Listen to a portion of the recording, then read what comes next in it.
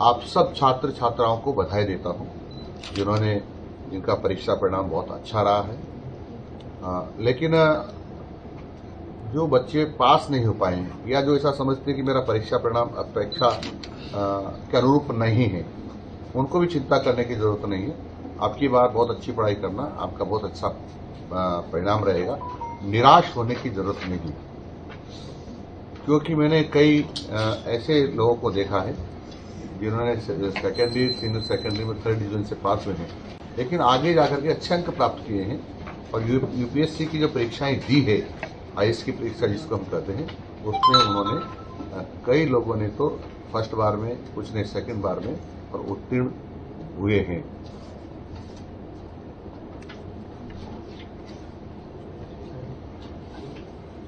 कुछ पूछना है?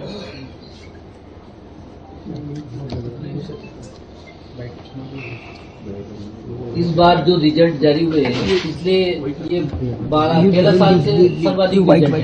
क्या इसमें इजी मार्किंग का रहा है कहीं न कहीं, या मार्किंग को कुछ अलग से किया गया है? किस तरह की बोर्ड की ये तैयारी थी, या किस तरह का आगे शुरू किया था?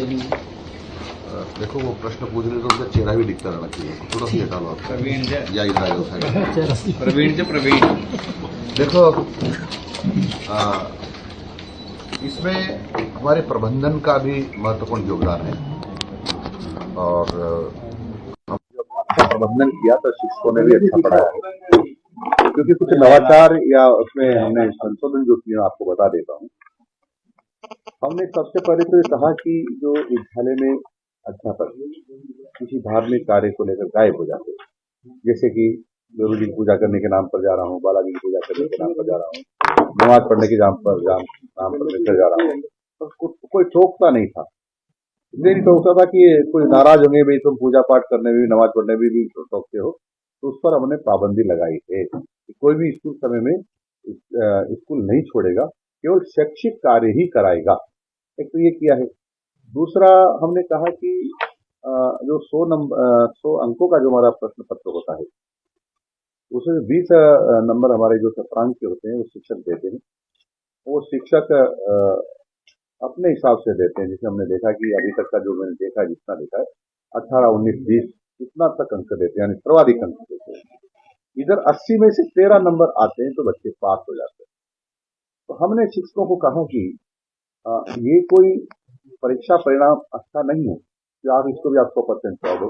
तो हमने कहा कि शतरांक तो आप चाहे जो दो, लेकिन जितना प्रतिशत आपने शतरांक दिया है उसका आधा प्रतिशत, यानी आपने 20 में से 20 दे दिया तो इधर 80 बचे, उसमें से 40 नंबर लाना जरूरी है। नहीं तो छात्र को तो पास कर देंगे, लेकिन हम जो हमारे अध्यापक जी हैं उनको फेल कर देंगे। और इसके मारे भी उन सब लोगों ने सारे अपना आलस से छोड़ करके और पढ़ाई में ध्यान लगाया है, उसका भी हमको बहुत बड़ा लाभ मिला है। हमने अध्यापकों को यह भी कहा कि जिस विषय को पढ़ाते हो आप, यानी जिस पाठ को पढ़ाने वाले हो, उसको आप घर पढ़ करके आओ, ताकि आप विद्यार्थियों की शंका का समाधान ठीक तरह से कर पाओगे। उसका भी लाभ मिला है। और हमने समीक्षा ठीक ढंग से की, उसका भी लाभ मिला है। और आप जानती हो कि मोबाइल जो हमारा मेरे शब्दों में कहूँ, गांव के शब्दों में, तो ये शत्रु है, कई कामों का शत्रु है। इसमें से शिक्षा का तो है ही, क्योंकि जब शिक्षक क्लास में भी जो मोबाइल ले जाता है तो कभी भी घंटी बज जाती है, और घंटी बजती है तो उठाता है तो जब पढ़ाई का तारतम्य टूट जाता है, बच्चों का भी टूट जाता है, शिक्षक का भी टूट जाता है, और उसे अनावश्यक रूप से एक कालांश का अधिकांश समय मोबाइल सुनने या मोबाइल करने में चला जाता है। कुछ अध्यापक ऐसे भी थे जो मोबाइल में कुछ देखते ही रहते थे, पढ़ाते नहीं थे। तो हमने मोबाइल ले जाने पर कक्षा में पूर्णतः पाबंदी लगाई कि कोई भी शिक्षक अपनी कक्षा में जो पढ़ाते समय कोई भी मोबाइल नहीं ले जाएगा।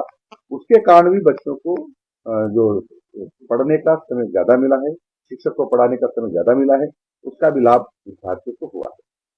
और इसके कारण से परीक्षा परिणाम बेहतर रहे हैं, क्योंकि हम लगातार इस बात की समीक्षा करते रहे हैं। और अध्यापकों को भी जो मर्यादित भाषा में हमने उनको समझाया कि विद्यार्थियों के हित में जो होगा वही आप लोग करना चाहिए, हम भी वही करेंगे, क्योंकि पहला काम हमारा छात्रों का ही है और सेकेंडरी है हमारा कर्मचारी अधिकारियों का ही है। इसलिए पहला छात्रों का ही है, इसलिए आप सब लोगों से मेरी अपेक्षा है आप ठीक काम करें। दूसरा ये भी था कि शिक्षकों की 4-5 साल से लगातार ये मांग थी कि हमारा प्रमोशन करिए, लेकिन पूर्ववर्ती सरकार ने अधिकांश का कहूंगा कि प्रमोशन किए ही नहीं।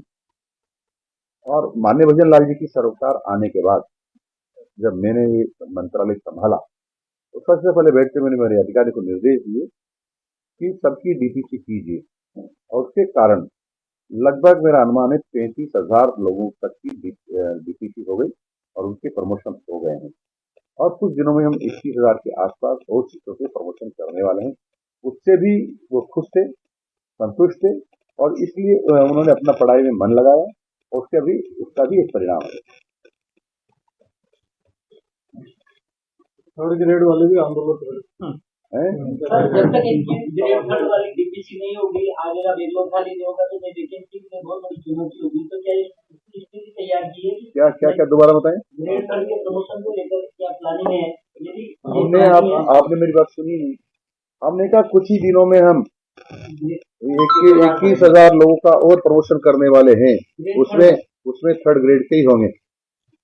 होने के बाद नियुक्तियां वो भी बढ़ाने का है क्या? क्योंकि 21,000 को अरे हमारे लगभग 60-65,000 पाइपलाइन में है भर्तियां। और आपने एक बात आश्चर्य, हालांकि आज का विषय नहीं था लेकिन फिर भी बता रहा हूँ, रिट की परीक्षा हमने की जिसको शिक्षक पात्रता परीक्षा कहते हैं। अगली बार आपने देखा होगा, हर कुछ वर्षों से पहले देखते थे कि हल्ला गुल्ला होता था, या यहाँ पेपर आउट हो गया, फलाना हो गया, बिगड़ा हो गया। अगली बार या तो जो परीक्षा दे रहा था उसको पता है, या जो हमारे परीक्षा लेने वालों को पता है, या परीक्षा देने वाले को परिवार को पता है। अदरवाइज किसी को पता नहीं चला कि शिक्षक पात्रता परीक्षा कब हो गई है। यानी ये हमारे प्रबंधन का एक अच्छा काम था, जिसके कारण से हम सफलतापूर्वक और रिट परीक्षा करा पाए। थर्ड ग्रेड के भी होंगे सर, थर्ड ग्रेड के ट्रांसफर को लेकर प्रतिबंधित जिले वाले बाड़मेर, जैसलमेर, डूंगरपुर, बारा, झालावाड़ जैसे कई हैं जो 10 साल से है, करीब 11,000 से ज्यादा होंगे। उनके लिए देखो आप सब पढ़े लिखे लोग हो। थर्ड ग्रेड के टीचर्स का जो है वो दूसरी जिले के लिए भर्ती होते हैं, उनके ट्रांसफर नहीं होते हैं, आज से नहीं पहले से ही होते हैं। एक उनका केडर जिले का है और वहीं उनकी सीनियरिटी तय होती है। यदि उनका कोई किसी विपरीत स्थिति में भी यदि ट्रांसफर करता है तो उनकी सीनियरिटी समाप्त हो जाती है।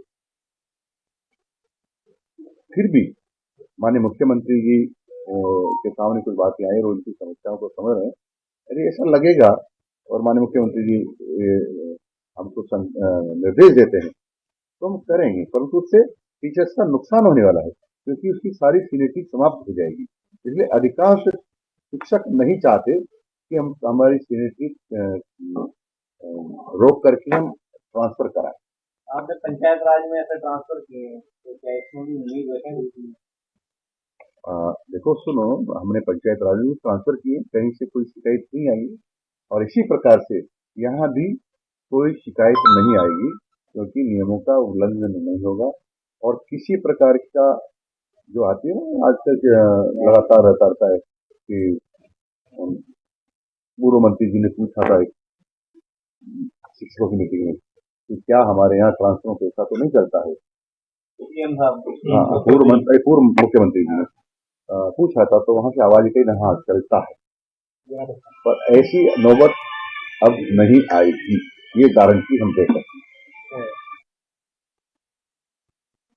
ठीक है भाई साहब, बहुत बहुत धन्यवाद आभार। ठीक है सर। और कोई पूछने का नहीं बच्चों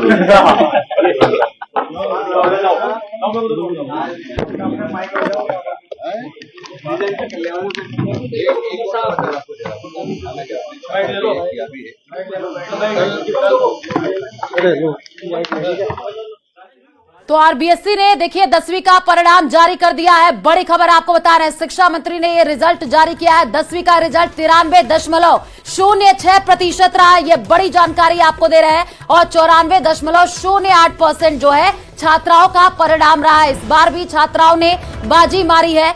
छात्रों का 93.16% परिणाम रहा। शिक्षा